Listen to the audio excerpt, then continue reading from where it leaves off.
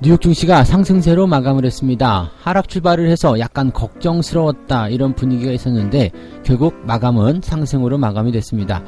미국의 소비 심리가 깜짝 부활했다 이러한 분석들이 나오면서 종목들이 일제히 상승세를 보였고요.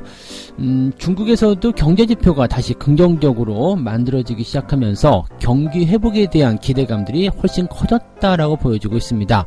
자, 여기에 대한 이야기 전달을 해드리도록 하겠습니다. 저가 매력이 사라진 국내 증시, 일단은 저점을 찍고 많이 올라왔기 때문에 이제 증시가 더 올라갈 만한 어떤 매력적인 포인트가 많지 않다 이러한 분석이 나왔다고 합니다. 증권사 리서치 센터장들의 이야기인데요. 그래서 2분기 때에는 특별한 이슈가 없는 한 박스권의 장세를 계속 유지하지 않겠느냐 이러한 분석을 내놨다고 합니다. 2분기도 이미 절반 정도가 지나왔는데 향후 절반 정도의 흐름들도 역시 뚜렷한 것이 없다는 이야기인데 과연 그런 것인지 또 어떤 식으로 바라봐야 되는지 한번 알아보도록 하겠습니다. 최근에 외국인들의 매매 동향 살펴보시면 주식을 계속해서 매도하고 있는 거 확인을 하실 수 있을 겁니다. 그런데 이 외국인들이 주식은 팔고 채권은 엄청나게 사들이고 있다고 합니다.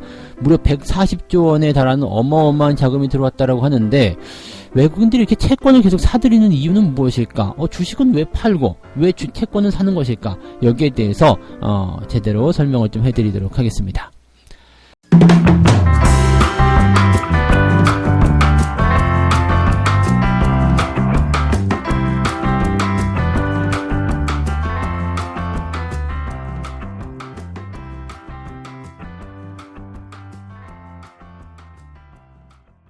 네, 반갑습니다. 오늘은 5월 16일 토요일입니다. 네, 한 주가 마무리 잘 됐어요. 그리고 마감 시점에서 일단은 증시가 상승에 대한 기대감들을 가져줬기 때문에 다음 주까지도 또 주말 동안에도 좀 편안한 흐름이 나오지 않겠나 생각이 됩니다.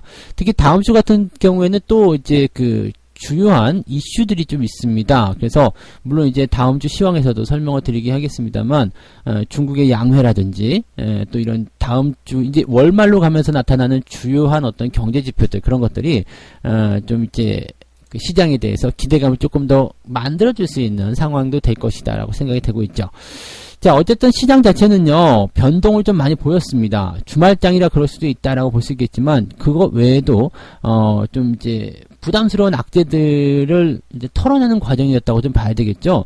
그동안 계속해서 괴롭혀왔었던 어떤 악재들, 뭐, 파월 의장의 발언이라거나, 미중 갈등이라거나 이런 형태의 내용들이 계속적으로 좀 부담적인 내용이 좀 됐었고, 또 우려도 좀 있었죠. 뉴욕주가 이제 그 경제 개방을 하는 그 부분을 앞두고서 상당히 이제 좀 부담스럽다. 네, 이런 상황이었을 거란 말이에요. 그러니까, 새롭게 이제 경제 재개에 대한 부분들이 이 시장 경제에서의 어떤 재침체, 즉, 재확산을 통한 또 다른 침체로 가는 것은 아니겠는가. 이런 부분에서의 그 부담감이 분명히 있었을 거란 말이에요. 근데 지금 상황으로 놓고 봐서는 특별한 게 없다 이 생각이 들기도 하고요. 또 중국 같은 경우에서도 경제지표가 좋게 나와줬기 때문에 문제 없다 이런 생각들이 좀 나오고 있는 것 같습니다. 그래서 다우지수가 이제 마지막에 좀 상승세를 보였고 그 다음에 나스닥도 상승 흐름을 보였습니다.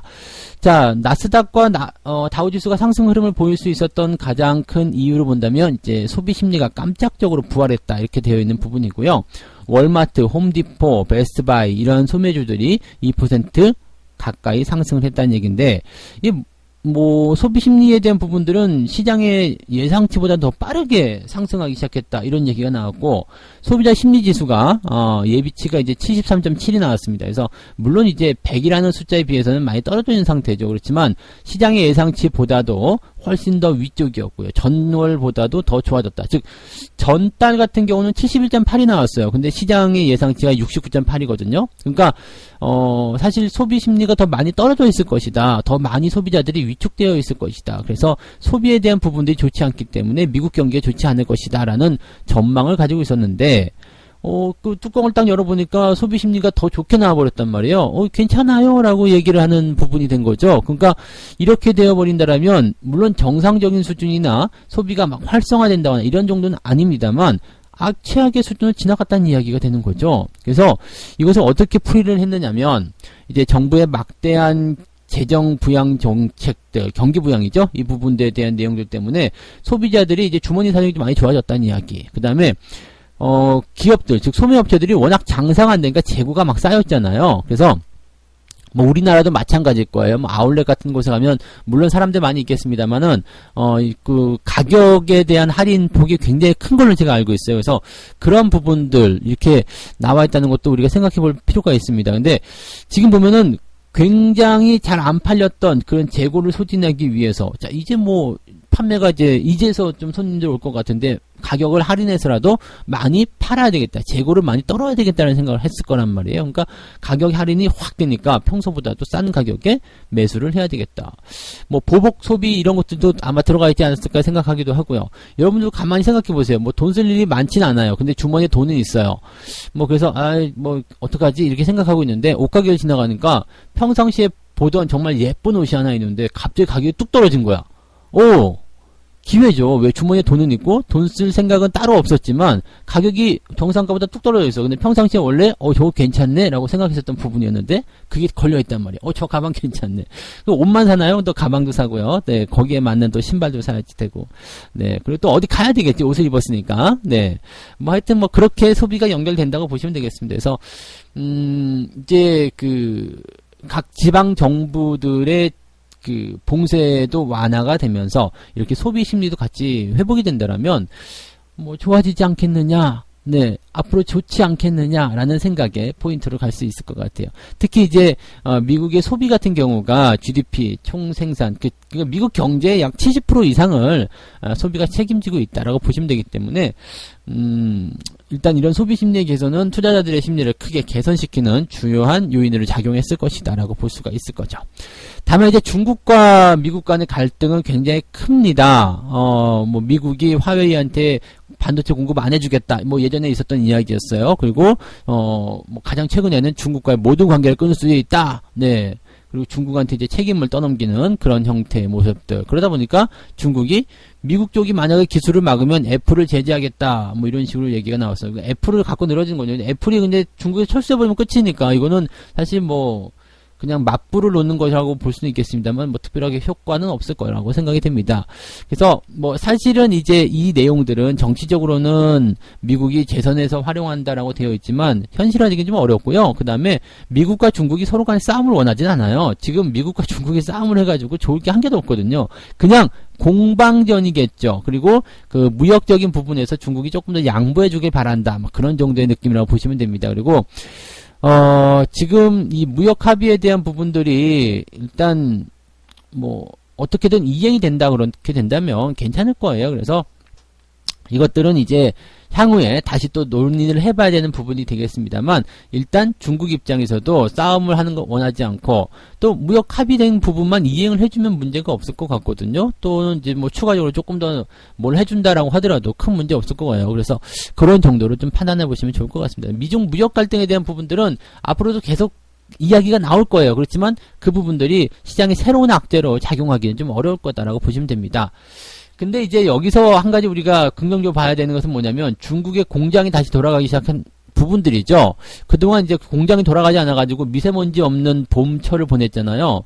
네, 사실 이제 질병 때문에 굉장히 힘들긴 하고 마스크를 쓰긴 했습니다만 미세먼지 없는 파란 하늘도 계속 보진 거 정말 그래도 이 부분들은 약간의 선물 같은 그런 느낌도 좀 있었잖아요. 봄철의 날씨가 이렇게 좋았던 적이 있었나 이 생각도 좀 들기도 하고요.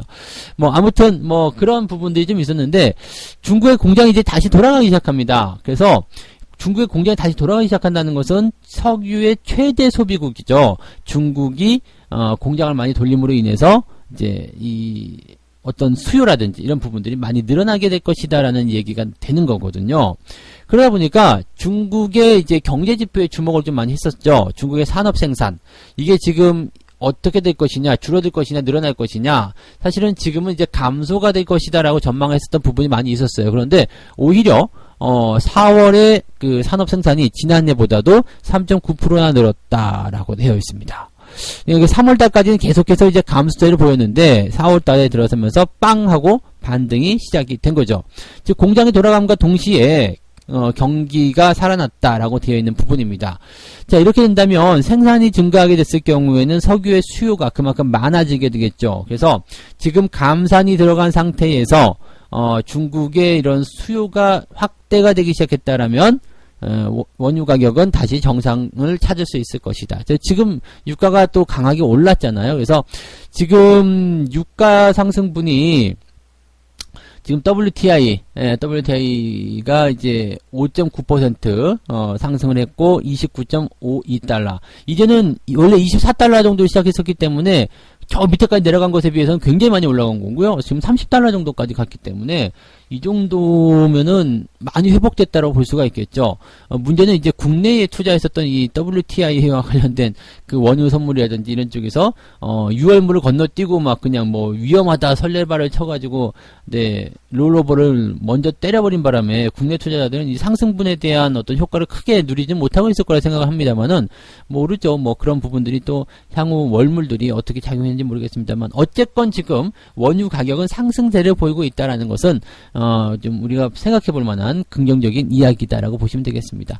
시장에는 악재보다도 이제 호재성 재료가 더 많아졌습니다. 그리고 우려했었던 부분들이 이제 뚜껑을 딱 열고 나니까 야 괜찮아 이런 얘기죠. 그러니까 뭐 냄비에다 밥을 이렇게 했는데 뭔가 이제 막 냄새 좀 이상한 것 같고 좀 불도 오래 뗀 것 같고 막 그래서 타지 않았을까 생각을 딱 했는데 뚜껑을 딱 열어보니까 웬걸 밥이 너무나 잘 된 거예요. 이런 느낌이죠. 그래서 와 안심이다. 네. 그런 형태의 생각들을 많이들 하게 되었다라고 보시면 되겠습니다. 그래서 이번 주말에도 뭐 시장을 바라보는 입장에서는 편안하게 보내셔도 되지 않을까 생각이 좀 드는 모습입니다. 네, 참고하시면 좋겠고요. 두 번째 이야기는 저가 매력이 사라진 국내 증시. 야, 이거 국내 증시는 어떻게 하겠느냐 이 말인데 증거사 리서치 센터장들이 모여가지고 이것저것 이야기들을 조금 해줬어요. 근데 주요한 골자는 이겁니다. 3월에 저점을 찍고 증시가 빠르게 반등을 해가지고 반등세가 굉장히 강했다. 이렇게 많이 올라와 버리니까 저가에서 매수를 하겠다라는 어떤 부분에서의 그런 매력이 많이 감소를 했다. 그래서 지금은 매수보다는 일단 추가 상승에 대한 어떤 여력들이 나오지 않는 이상은 주가가 상승하기 좀 어려울 수도 있다. 이렇게 얘기가 되고 있습니다. 그러니까 2분기에는 뭔가 대외적으로 큰 이슈가 나오지 않는 이상은요. 박스가 나오는 것이 맞는 것이 아니냐. 근데 저는 이 부분도 좋게 생각했어요. 왜냐면 일단 상승이 진행이 됐잖아요. 3월 달에 하락하고 반등이 세게 나왔는데 보통 주가가 상승하고 나면 거기에 대한 차익 매도가 나오면서 주가가 일시적인 조정을 좀 받는 게 일반적이거든요. 그래서 많은 사람들이 추가 조정이 나온다. 조정 시에 주식을 사라. 등등등 이야기를 많이 했어요. 근데 지금 같은 장세를 잘 보세요. 하락 이후에 상승했어요. 상승했는데 차익 실현이 나오는 것이 아니라 약간의 뭐 바꿔타기도 있겠습니다만 자금들은 계속해서 유입이 되고 있는 상태라고 보셔야 되는 거죠. 물론 외국인 자금은 나오고 있지만 개인들 자금이 나오지 않고 있잖아요. 더 갈 것이다 라고 생각해서 더 밀어넣는 상황이 벌어진 거죠. 그러니까 주가가 아래쪽으로 가는 하방 베팅이 아니라 횡보가 돼버린 겁니다. 횡보는 여러분 잘 아시겠습니다만 네 가격을 인정받는 구간이 되는 거거든요. 그리고 언제든지 나 틀 수 있어. 언제든지 올라갈 수 있어. 이러한 기대치를 만들어주는 내용이라서 지금 보기에는 저가 매력은 사라졌다고 하더라도 향후 추가 상승에 대한 기대감도 충분히 있다라고 볼 수 있는 상황이 아닌가 생각이 듭니다. 향후 주가 방향에 대해서 일단은 리서치 센터장들이 이렇게 얘기합니다. 박스권 장세가 나올 것이긴 하다. 그런데 하반기에 패닉을 유발할 만큼 즉 뭐 다시 재확산이 돼가지고 어마어마한 경제적 타격이 있는다든지 미국과 중국이 완전 파국으로 가가지고 난리가 난다든지 뭐 전쟁이 일어난다든지 지진 뭐 화산 폭발 네 운석 충돌 네, 이거 운석 충돌은 좀 아니구나 그죠? 너무 이제 엄청나게 큰 패닉 상태가 올 수 있는 그런 형태가 나타나지 않는 이상은 점진적인 회복세가 나올 것이다. 이렇게 보시면 있다는 얘기입니다. 그러니까 지금 현재 상황에서 센터장들의 관점들을 쭉 정리해서 보면은 단기적 이슈에서는 유동성이 강한 종목들, 즉 거래량이 많이 늘어나고 이슈성, 주가가 매수를 통해서 푸시업을 강하게 해줄 수 있는 그런 종목들에 집중하는 것이 좋은데 장기적으로는 어쨌든 상승할 것이기 때문에 실적 성장이라든지 앞으로 주가가 더 많이 상승할 수 있는 그런 지금 나쁘다 뭐라고 해야 될까요? 옥석을 좀 가려서 이제는 장기적으로 갈 만한 종목들을 이제 슬슬 주워 담는 것도 좋은 시기다라고 이야기를 하고 있는 겁니다. 오랜만에 저하고 의견이 조금 통한 것 같아요. 그래서 리서치 센터장들의 이러한 이야기들을 여러분들이 참고해 보신다라면 내가 지금 어떤 식으로 투자해야 되겠구나. 단기 하시는 분들은 당연히 재료를 통해서 언제든지 그랬죠. 그런 것들을 통해서 이 변동성이 커져 있기 때문에 수익을 내기 굉장히 좋은 위치이다 라는 이야기가 될 수 있는 거고요. 장기 투자하시는 분들은 그냥 묵묵히 원래 하던 대로 주식을 계속 내가 좋다고 생각한, 좋다고 분석한 그런 종목군들을 그냥 묵묵히 계속 담아가시면 된다. 그렇게 판단하시면 되는 거거든요. 네. 그렇게 참고해 주시면 좋을 것 같아요. 자, 세 번째 이야기 가도록 합니다. 네. 주식을 던지고 채권을 쓸어 담고 있는 외국인. 뭐, 국내 채권을 그렇게 많이 사고 있다고? 라고 얘기하는데, 지금 보시면 이게 외국인들의 국내 채권 보유 추이가 쭉 올라가는 부분이 나오는데 4월이 가장 최대치입니다. 140조입니다. 140조. 어마어마하죠. 3월에 133조. 그러니까 7조 원이 더 늘어났고요. 2월 달엔 128조. 그 다음에 이게 2016년도 같은 데는 89조 원밖에 안 됐었어요. 근데 이게 계속 늘어나면서 실질적으로 2018년도부터 계속해서 이 채권의 보유량이 늘어나고 있다고 보시면 되겠습니다. 채권은 안전자산 아닌가요? 네, 맞아요. 안전자산 맞고요. 그렇다면 한국 채권은 안전자산인가라는 것에 대한 네, 평가가 내려지고 있는 거죠. 한국에 대한 인식들이 많이 달라지긴 했을 겁니다. 왜냐면 우리나라 같은 경우는 국가 신용 등급도 굉장히 높은 편이기도 하고요. 그 다음에 뭐 지금 보면 성장에 대한 부분들 또 잘 통제가 되고 있는 나라 뭐 등등의 여러 가지 부분들이죠. 그래서 글로벌 경기가 침체될 것이다라고 우려가 되는 가운데에서도 우리나라에 대한 매력도가 굉장히 높았을 것이다. 뭐 이렇게 얘기를 하고 있는 상태이기도 합니다. 지금 보면 이제 외국인들 같은 경우는 그래서 주식시장에서 돈을 빼가지고 채권에다 집어넣고 있는 그런 상태. 즉 우리나라를 떠난 것은 아니에요. 외국인들 입장에서는 현재 금액적인 부분 봤을 때는 우리나라를 완전히 떠났다는 것이 아니라 주식에서 돈을 빼서 채권 쪽으로 좀 들어가 있다라고 되어 있는 부분이죠. 그래서 이 채권으로 들어간 자금들의 성향을 좀 살펴보면 외국인들이 향후에 어떻게 나올 것인가에 대한 분석이 좀 될 것 같아요. 지금 우리나라에 대한 부분들 매력을 잠깐 설명해 드렸지만 정리를 해드리면 국가 신용 등급이 굉장히 높은 편이죠. 그 다음에 국채 금리도 높은 상황이에요. 우리 금리가 이제는 미국보다도 높아졌잖아요. 이 부분들이 우리가 생각해야 되는 게 미국의 금리가 높은 상태가 됐을 경우에는 미국이 우리나라보다 선진국이잖아요. 선진국이고 더 안전한데 우리나라보다도 금리가 높아. 그래가지고 2018년도에는 쭉 미국 쪽 국채 쪽으로 막 끌려가니까 신흥국 쪽이 아주 그냥 안 좋은 상황을 보였었죠. 그렇게 된 모습도 물론 있었는데 우리나라 같은 경우는 지금 이제 미국이 제로금리까지 떨어뜨리고 우리나라는 거기까지는 아니잖아요. 그래서 거기에 대한 기대감이 좀 있는 상태예요. 그래서 뭐 국채금리가 높은 상태에서 당연히 수익률을 많이 챙길 수 있는 것은 당연한 얘기겠죠. 그래서 그렇게 얘기가 나오고 있는 거고 그 다음에 우리나라는 이제 국가 부채에 대한 비율도 굉장히 낮습니다. 그러니까 망할 염려는 없다는 얘기죠. 뭐 디폴트 뭐 이런 걱정 안 해도 된다. 그러니까 국채에서 가장 중요한 건 그거거든요. 이 국가가 망할 염려가 있느냐 없느냐. 디폴트가 되면은 돈 받기 어렵잖아요. 근데 그런 것들은 걱정하지 않아도 된다 이런 얘기가 되는 거고 또 지금 환율이 높은 상태죠. 환율이 높다 보니까 환율에 대한 그런 기대치도 좀 있다라고 뭐 예상이 좀 되기도 합니다. 그래서 우리나라 채권에 투자를 해야 되는 이유가 굉장히 많다라는 그런 국론이 나오게 되긴 하는데요. 문제는 이제 이런 게 있습니다. 단기 미만, 만기가요, 장기로 가 있는 그런 부분이 아니라 단기에 집중되어 있다는 것. 이게 약간은, 좀 애매한 부분이다라는 얘기가 되는 거죠. 왜냐면, 이게 환차익에 대한 부분이 있을 수 있어요. 왜냐면, 지금은 이제 환율이 높은 상태이지만, 네, 지금 원화로 이제 들어와 있을 때 나중에 환율이 다운이 된다 치면은요, 1달러 주고서 1200원에 샀는데 나중에 1000원에 1달러를 바꿀 수 있는 상태 되죠. 그럼 환차익에 대한 기대치가 당연히 있다는 얘기가 되는 거죠. 그래서 환차익을 노릴 수 있는 부분들 이 부분들은 대체적으로 이제 단기적으로 가는 부분입니다. 그래서 단기적인 부분이고요. 또 금리에 대한 부분들이 좀 있을 거예요. 지금 미국이 뭐 마이너스까지 안 간다 하더라도 제로 금리를 당분간 유지하겠다 그랬습니다. 그러면 우리나라 같은 경우도 금리를 좀 미국을 따라가는 경우들이 좀 있단 말이에요. 그러니까 금리를 낮추는 것을 좀 선호하는 그런 입장들이기 때문에 경기를 조금 더 부양시키겠다는 생각한다면 금리를 낮출 수도 있습니다. 금리가 낮아지게 되면요. 채권의 수익률이 달라지게 되겠죠. 그래서 지금 보시면 현재 이 채권 같은 경우들은요. 이 가격적인 부분들, 이 가격적인 부분에서 외국인들이 수혜를 입을 가능성이 굉장히 높습니다.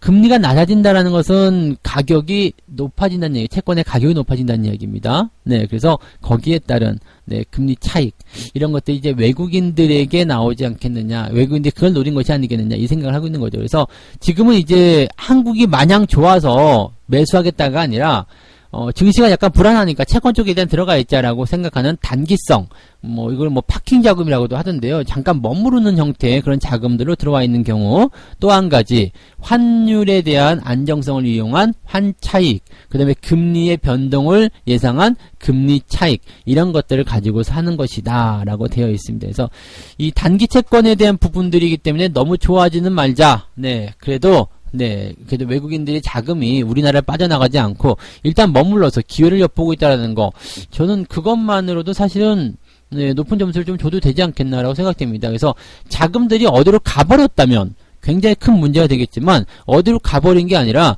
대기 타고 있다는 얘기죠. 언제든지 다시 사줄 거야, 이렇게 얘기를 하고 있는 내용이기 때문에 이렇게 된다면 사실 우리가 시장에 대해서 외국인들의 매도가 좀 나오는 거 걱정스럽긴 하지만 걱정을 그렇게 많이 해볼 필요는 없을 것 같다, 이 생각까지도 생각하시면 되지 않을까 생각합니다. 그래서 외국인들의 채권 매수, 어떻게 보면 그들만의 리그이기도 하고, 우리가 그래서 어쩌라고 이렇게 생각할 수도 있겠습니다만 증시에 그렇게 나쁜 상황은 아니다, 이 정도로만 생각하시면 되겠습니다. 자, 이렇게 세 가지 이야기 말씀을 드렸습니다. 미국의 소비 심리가 깜짝 부활했고요. 그 다음에 중국의 경제 지표도 재개가 되면서 다우지수, 나스닥 모두 다 상승 흐름을 보였습니다. 굉장히 좋은 평가를 내릴 수 있겠고요. 주말 동안에 여러분들 편안히 쉬라고 아마 해외에서 좋은 소식을 알려준 것이 아닌가 생각이 듭니다. 편안하게 주식 걱정 안 하셔도 될 것 같아요. 자, 그 다음에 저가 매력이 사라진 국내 증시라고 해서 일단 3월달 대비해서 저가 매력도가 많이 줄어들어서 이제부터는 횡보가 나올 것이다, 이렇게 전망들이 되고 있는데, 이것은 어떻게 해석을 해야 되느냐 봤더니 주가가 아래쪽으로 조정을 받는 것이 아니라 횡보가 나오고 있기 때문에 박스권 양상은 나올 수 있겠지만 증시의 매력이 완전히 사라진 것은 아니다, 이 정도로 이야기를 할 수가 있겠고요. 그 다음에 외국인들이 최근에 채권을 계속해서 매수를 하고 있는데, 주식을 던지고 채권 사는 외국인, 이것은 단기성 자금으로 지금 집중이 되어 있기 때문에 주식에서의 약간 피난처 역할, 그 다음에 여러가지 이유에서의 그 차익 실현을 노리는 그런 외국인들의 성격들이다라고 보시면 되겠는데, 한 가지 의의가 되는 것은 일단 우리나라 완전히 떠나는 것이 아니라 어떻게든 피했다가 다시 돌아갈 거야 라고 생각하는 그런 자금들일 수 있다라고 생각이 되니까 그나마 지금 현재 주식시장에서 외국인들의 매도가 계속 나오지만 특별히 걱정스럽지는 않는 그렇게 부분이 되겠다라고 생각하실 수도 있겠습니다. 그래서 그 정도로 정리를 해주시면 되겠고, 사실 오늘은 뉴스들이 약간은 부담스러운 것 같지만 따지고 들어가 보니까 또 나쁜 소식들이 아니에요. 그래서 긍정적인 마인드가 계속 이어질 수 있었던 소식들이 아닌가 생각이 듭니다. 자, 책 한 곡지 읽고 마무리하도록 하겠습니다. 재밌는 게 나와 있네요. 증권을 분석하기 위해서 미적분 계산을 해야 됐다면 나는 아직도 신문 배달을 하고 있었을 것이다. 한 기업의 가치를 평가하려면 발행 주식의 수로 나누기만 하면 된다. 따라서 나눗셈만 필요할 뿐이다.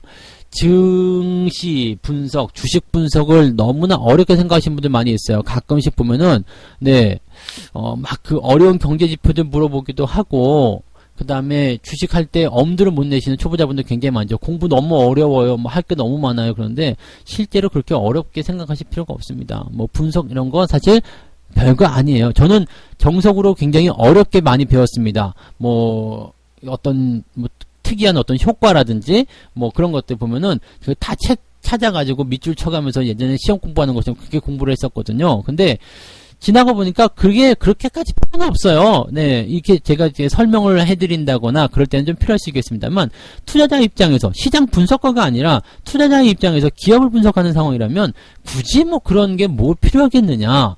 그런 생각이 들 수도 있죠. 그러니까 돈을 벌기 위한 부분에서는 반드시 그렇게 엄청나거나 어려운 그런 부분들의 공부까지는 필요 없다라고 말씀을 드릴 수 있습니다. 그래서 초보 투자자분들 모두 다 힘내시고요.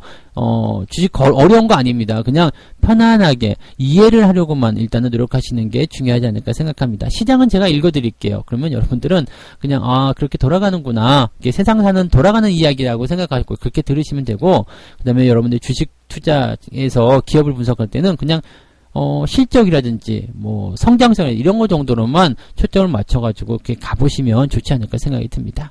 자, 오늘 여기까지 이야기 해드릴게요. 네, 고생들 많으셨어요. 이번 주 고생 많으셨고요. 주말 동안은 이제 그런 것들에 대한 보상을 충분히 받으시고, 네, 푹 쉬셨으면 좋겠습니다. 힐링하시고, 다음 주에 뵙도록 하겠습니다. 고맙습니다.